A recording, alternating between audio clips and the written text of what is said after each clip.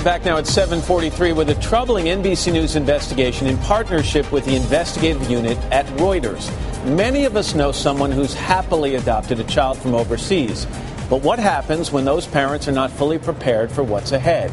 NBC national correspondent Kate Snow has more on that story. Kate, good morning to you. Good morning, Matt. Well, here's the thing about international adoption. You get into it, you complete all the paperwork, you have the approval of a judge. The child you adopt then is legally yours, just like a biological child. Those parents are expected to raise that child as their own. No one's watching over them. They're not part of the foster care system. They're on their own. So you might remember a few years ago, an adoptive mother put her Russian child on a plane to Moscow with a note pinned to him. But what we have uncovered with Reuters is what happens far more commonly when parents can't see another way out.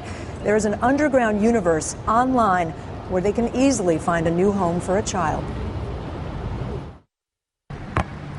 What happened to Nora Gately is known as rehoming, but to her, it felt like betrayal. As a 13-year-old with polio in a Chinese orphanage, she was thrilled to be adopted by an American couple. I was the luckiest girl in the world. That's what I felt like. But within a year, she says, her adoptive parents grew unhappy with her. That's when they decided to rehome her. Nora says they found a family in Tennessee through the internet, took her there on a road trip, and never came back. How were you feeling?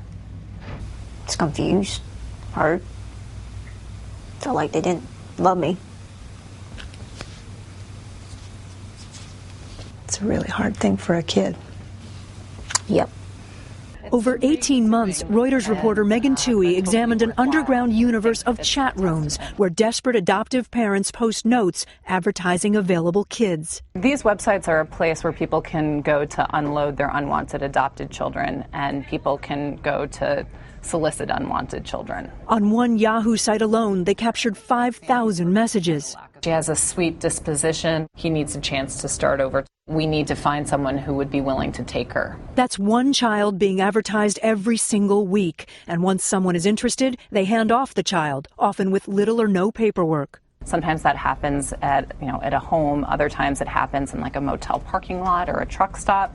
And a truck stop? A truck stop. It's simply a transaction between one family and the other.